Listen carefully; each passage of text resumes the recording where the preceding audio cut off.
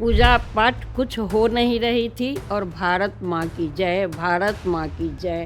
तो शिक्षा मंत्री थे अनुग्रह नारायण सिंह। उनके स्वागत में मुझसे मैं भी एक नाटक की थी। तो उस समय भी ये कमेंट्स और छीटाकशी ये सब आपको झेलना पड़ा। आप तो अकेली थी पूरे कक्षा में।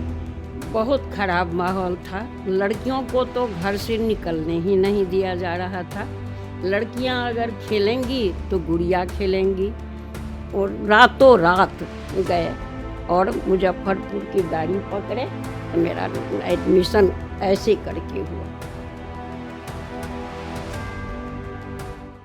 हेलो दोस्तों, मैं SK Jha, retired IPS officer, एक नई पारी में इस नए प्लेटफॉर्म में आपके समक्ष उपस्थित हुआ हूँ। जब मैंने पॉडकास्ट की बात सोची तो मेरे जहन में जो पहला प्रश्न आया वो ये आया कि इसकी शुरुआत कहाँ से की जाए। तो जो पहला शब्द मेरे दिमाग में आया, माँ। माँ एक शब्द नहीं, एक एहसास है। वात्सल्य, प्रेम का एक प्रतीक है, एक चरमोत्कर्ष है और जो जन्म जन्मांतर से सभी से जुड़ा हुआ है। ब्रह्मा ने सृष्टि की रचना की, लेकिन सृष्टि को आगे बढ़ाने का कार्य सभी माताएं करती हैं। तो माँ एक शब्द ही ऐसा है जिससे कोई भी चीज की शुरुआत की जाए तो अपने आप में वो सफल होता है। एक कहावत है संस्कृत का, आमुखापाति कल्याणम कार्य सिद्धि संशति। यदि कल्याण की भावना के साथ किसी चीज की शुरुआत की जाए तो उसके सफलता में किसी प्रकार का संशय नहीं है। तो माँ से पवित्र शब्द तो इस दुनिया में, इस कायनात में है ही नहीं। तो सभी मातृशक्ति को मैं प्रणाम करते हुए अपने इस पॉडकास्ट की शुरुआत करना चाहूँगा।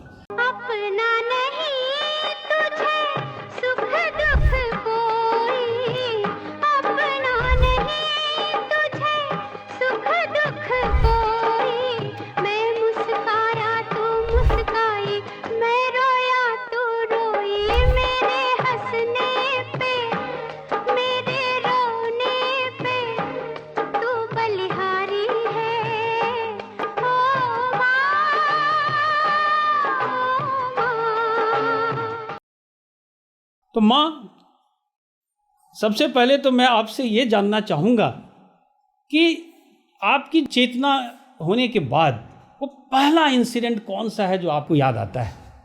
वह घटना अजीबोगरीब थी। पूजा पाठ कुछ हो नहीं रही थी और भारत माँ की जय, भारत माँ की जय खचाखच भीड़ थी। हम बहुत जिज्ञासु में से थे। मुझे ताज्जुब हो रहा था, न भगवान न भगवती, फिर जयकार किनकी। तब मैं चली गई दादाजी के पास।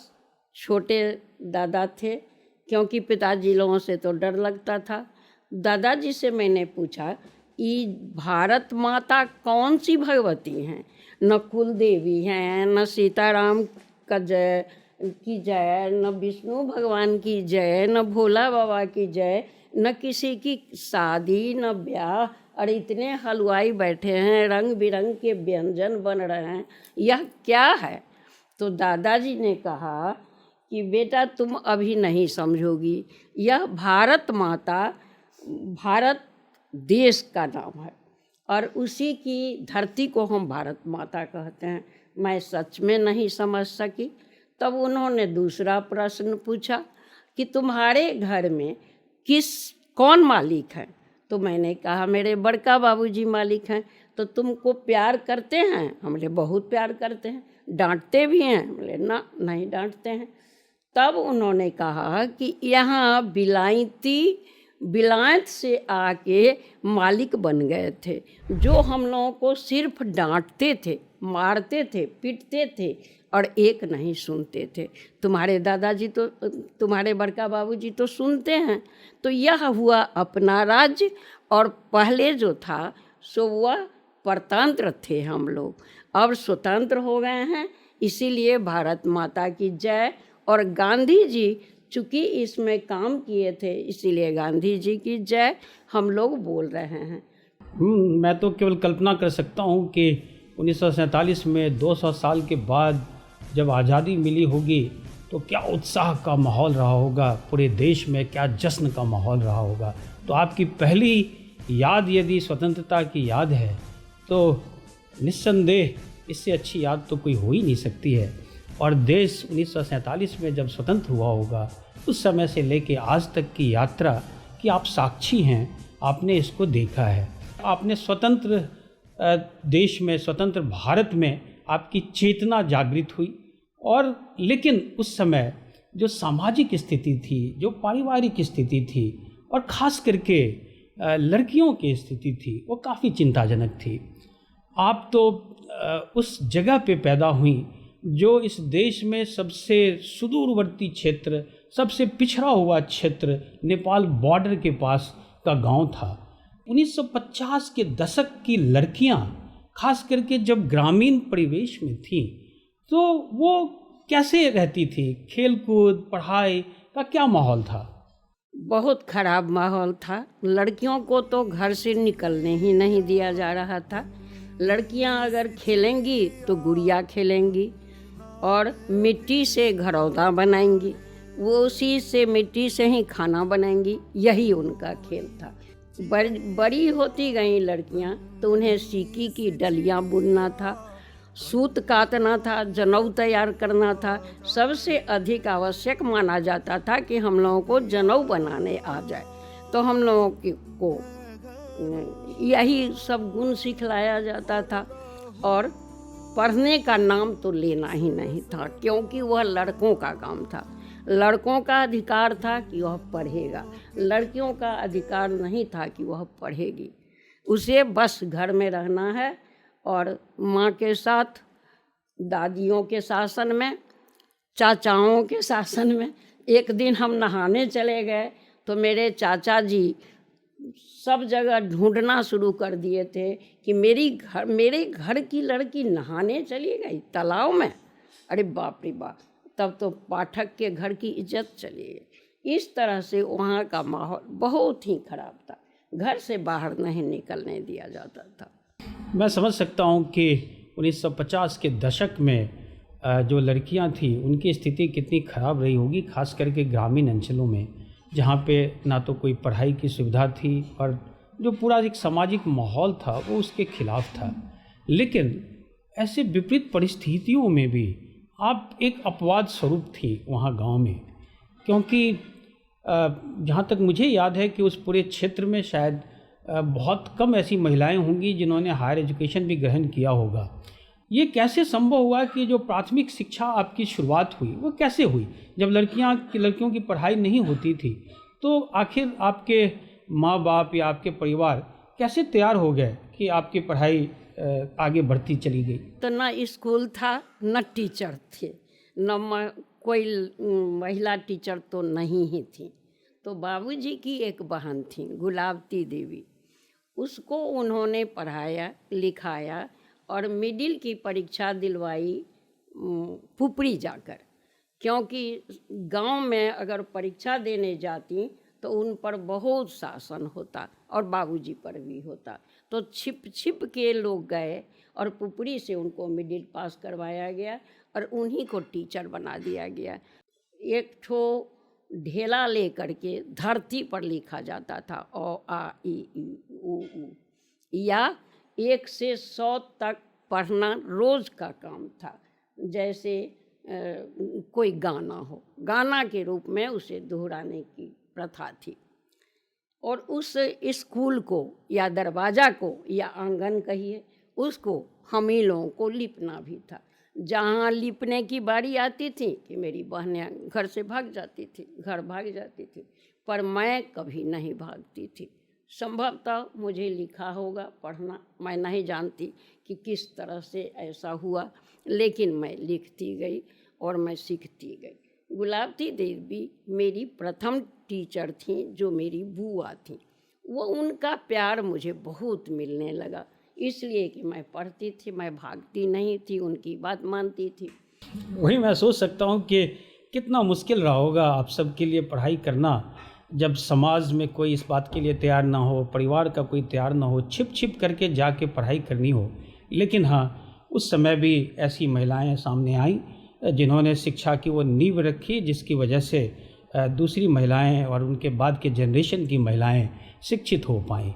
कि आपने अपने परिवार में अपने पिताजी के 6 भाइयों की बात करी, तो मेरा नेक्स्ट क्वेश्चन है, आपके यहाँ भी 5 बहनों के बाद 6वें नंबर पे आपका भाई पैदा हुआ, और जहाँ तक मुझे जानकारी है कि काफ़ी गैप भी था।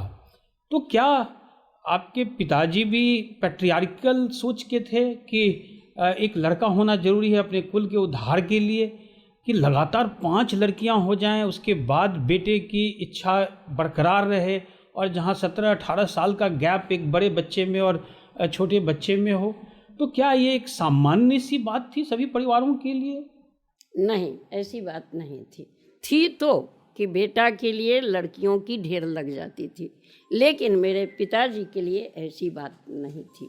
मेरे पिताजी बनारस से 3 डिग्रियां ले चुके थे, वैदाचार्य और व्याकरणाचार्य, साहित्याचार्य, और इस तरह से वे थोड़े जागरूक युवक थे, लेकिन उनकी कौन सुनता। मेरी दादी का बोलबाला था, दादी कहती थी बेटा होना जरूरी है, एक सो। दूसरी बात, बंध्याकरण की तो कोई चर्चा ही नहीं थी उस समय, कोई बंध्याकरण करवा ही नहीं सकता था, नाम ही नहीं था उसका कोई प्रचार नहीं था, कोई व्यवस्था नहीं थी, तो किस आधार पर होता। बाबूजी हम लोगों को पढ़ाने के लिए अंत में पुपरी ले गए, जहाँ उन्होंने हाई स्कूल में नौकरी की। सिर्फ हम ही लोगों को नहीं, घर की सारी लड़कियों को और सारे लड़कों को, लड़के तो मेरे घर में कम थे, लड़कियां ही ज़्यादा थीं। ऐसी कहानी है मेरे पढ़ने की कि बाबूजी के यहाँ बड़े बड़े लोग मिलने आते थे, क्योंकि बाबूजी स्वतंत्रता सेनानी भी थे, इसलिए तो उन लोगों से अपना दुखड़ा बोल रहे थे कि मुझे तो एक लड़का हुआ था, क्योंकि मेरे बाद लड़का हुआ था जो 1.5 साल की उम्र में ही ख़त्म हो गया था। तो मेरे घर में तो लड़का है नहीं, और मेरी माँ इन लोगों को पढ़ाने नहीं देती हैं, तो मेरे घर में कोई ग्रेजुएट नहीं होगा।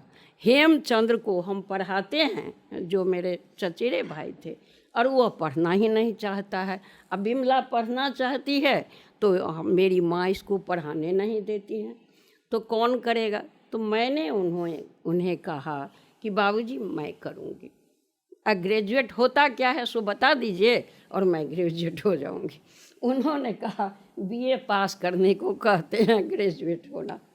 और तब मैंने श्लोक वगैरह हमसे बुलवाया जाता था, उन नेताओं को सुनाया जाता था। उन नेताओं ने भी इन्हें प्रेरित किया कि इसको पढ़ाइए, जब ये पढ़ने को तैयार है तो इसको पढ़ाइए। तो शायद इसीलिए हम पढ़ते चले गए।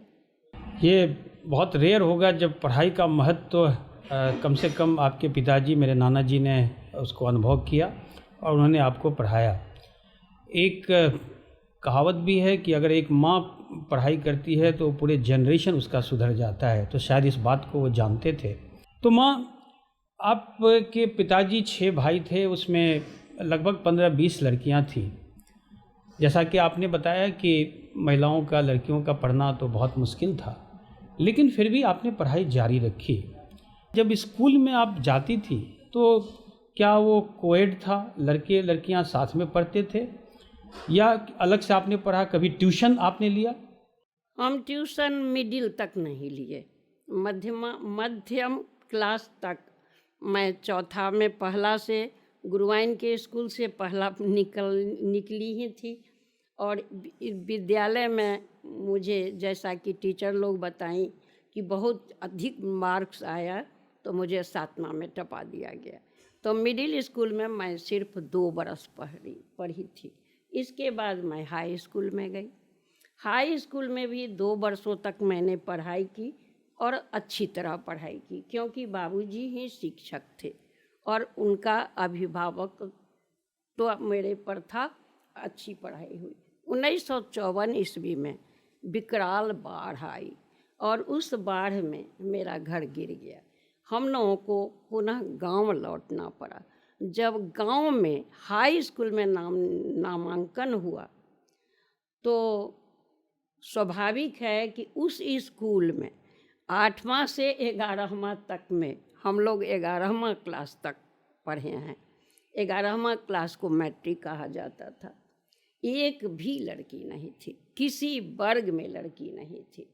और मैं पढ़ने में अच्छी रही होंगी, तभी तो मुझे टीचरों का प्यार भी मिलता था और वे लोग ध्यान भी देते थे। एक दिन की घटना हुई कि एक भौंरा आ गया क्लास में। एक लड़का कहने लगा कि किसी वर्ग में भौंरा नहीं जा रहा है, सिर्फ मेरे ही वर्ग में आता है। इसका मतलब मेरे वर्ग में फूल है, इसीलिए भौंरा आता है। मैं तो कम से कम 10वां तक तो मुझे साहित्य का ज्ञान हो ही गया था कि वह क्या कहना चाहता है।